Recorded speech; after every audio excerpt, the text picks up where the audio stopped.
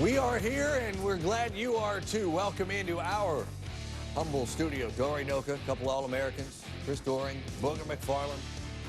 Boog's Focus is back with us because he was very much glued in to where we are going to start the evening. This show, Alabama on the road at Booger McFarland Stadium in Baton Rouge. LSU with an opportunity. Biggest game they've played under Ed Orgeron.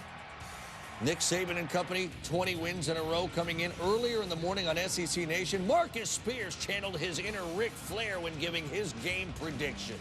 I'm a diamond ring wearer, a Rolex wearer, kiss stealing, wheeling dealing, limousine ride, jet flying, son of a gun, and I'm having a hard time holding these Tigers down. LSU rolling today, baby. Let's go. How good was that? Well, it was good. It wasn't right, but it was good. All right, Jalen Hurts fires. Picked off. Jamal Adams, first interception thrown by a Bama player against LSU since 2011. Early in the game, defense pulled him up, forced him to throw it. He was an accurate pick, LSU. They had good field position, but they struggled moving the ball. Third down, Danny Etling taken down by Tim Williams and Ryan Anderson. They needed a field goal. 49-yard try is blocked by Ronnie Harrison. So LSU gets the turnover, but cannot make Alabama pay. Next Tiger possession, Etling. For DJ Chark. He goes and gets it. Back into Alabama territory. 2 plays later. We talk about him a little bit in that Heisman race, perhaps. Jonathan Allen gets to Etling, takes him down. Starting to see a theme, Dari. Etling on the ground, Etling getting hit. Next play, Etling can't find anybody, tries to escape. Eventually, Rashaan Evans trips him up. Etling not very confident in the pocket either. Add that to it. Crimson jerseys flying around everywhere. And they've won 5 in a row in the series, has Alabama. Now, Leonard Fournette, averaging 55 a game in his career to Alabama. In fact, 31 yards on 19 carries last year, and he had all kinds of trouble finding room on this night. Well, we can blame Leonard Fournette, Dari, but it's the offensive line and tight ends. They could not block Alabama. They haven't blocked him during his career. They couldn't block him tonight. Yeah, 21 rush yards on 12 carries in the first half, his fewest yards and a half since 9 against Alabama last year. Hurts down the sideline, 28 yards. They've done a pretty good job of corralling him to that point in time, but broke contain, able to pick up some big yards. How about the move by Ridley right after? Yeah, before he even caught the football there. That's a great little shimmy. Doring never made a move like that. Never. Never made anybody. Never. The drive would come to a screeching halt after 3 incompletions, 42-yard field goal. Adam Griffith, no good. College kickers strike again. Both teams combined for 220 yards of offense in the first half. It was scoreless at the break, third quarter. Hurts for Ardarius Stewart. And he hits him in stride, 52-yard play. To this point, both teams had the same game plan, run, take a shot deep. That was nearly half of Hurts' passing yards in the game. 3rd and goal, Hurts.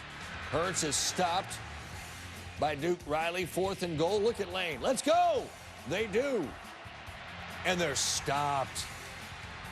Duke Riley played the game of his life, Dar. He was all over the field tonight. Great play by Jamal Adams there as well.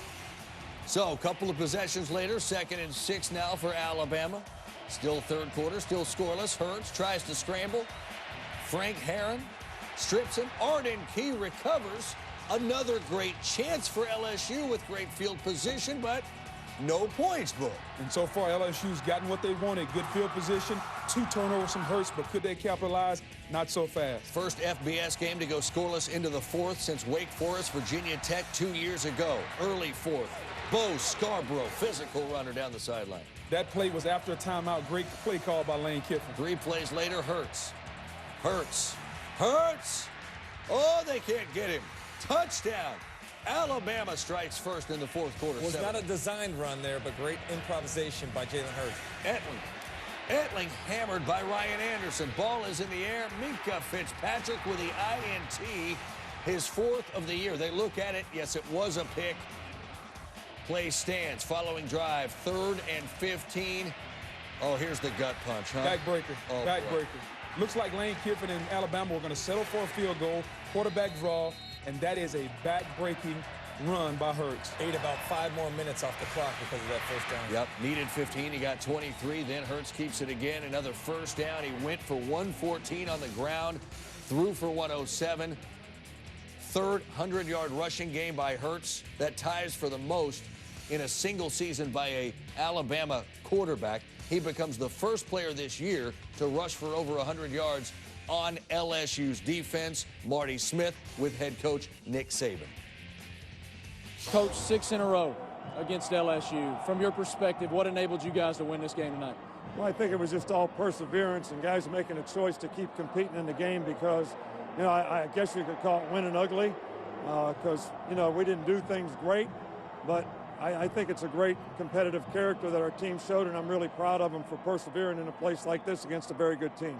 Coach, Jalen Hurts' poise is so far beyond his years. When have you coached a young man like him? Well, he came through for us in the fourth quarter, that's for sure. But, you know, we got some things that we need to improve on and do better. And, you know, this is just like being in the playoffs right now. So we got to get him better, and we got to do better as a team and be more consistent. And we got to go to work on that as soon as we get back and get ready for Mississippi State. In games like this that are won 10-0, having a defense like yours is integral. How well are they playing from your perspective? Well, we played very well tonight. I'm very proud of our defense. You shut out a team like this and Leonard Fournette, that's saying a lot. Plus, their quarterback's pretty good. We did a good job of pressuring them.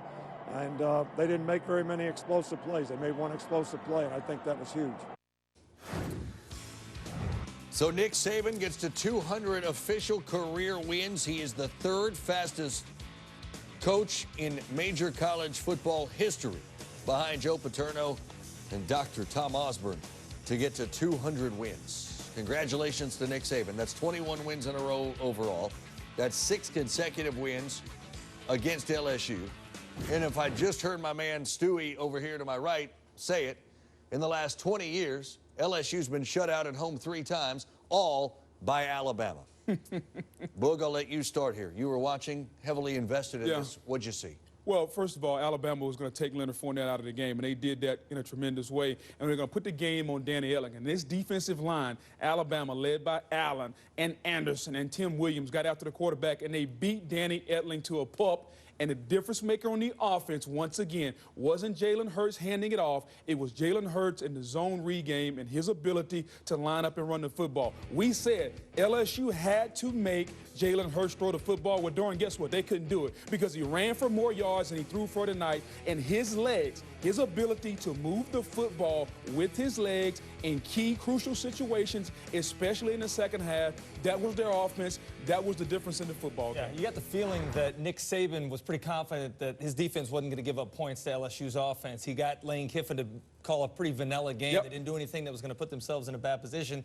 And they got into the fourth quarter, and the fourth quarter numbers were the difference. 104 yards total to 15 for LSU, 103 of those on the ground and 0 on the ground for LSU. Almost 12 minutes time of possession. It was just a dominating performance by that defense from LSU, and then a grinded-out situation, mostly behind the legs of Jalen Hurts in the fourth quarter. And to your point, we talk a lot about Fournette, and a lot's going to be made about him and his lack of success against Alabama. Nothing against Leonard Fournette. He's still the best running back in America. But when you don't have an offensive line, a tight end and a fullback that can match up with Alabama, you could put Herschel Walker, Bo Jackson, and Emmitt Smith back there. Nobody was getting any yards. Alabama whipped LSU up front once again. You have to be able to throw the football, too. I mean, when you don't throw the football, you're not going to win up front against Alabama. You're not going to continuously be able to move the football. You got to make some plays down the field. Their best play tonight was throwing it up for grabs. They hit an underthrow there to Chark, and then go routes. They didn't have anything creative down the football field. I'm going to let you and McElroy sort this out, because McElroy in the old group text that goes around said we can no longer proclaim Fournette as the best running back in all of college football. Wow. I'm going to let you all, wow. All I'll say is the last 2 years, you can't, 66 yards against Alabama. You can't run for yourself. You have to have blocking. When you watch that film, you will see a group up front named Allen, Williams, Robinson, Payne. They dominated LSU's tight end and offensive tackles. 10-zip, your final score. Alabama passes this big road test in Baton Rouge.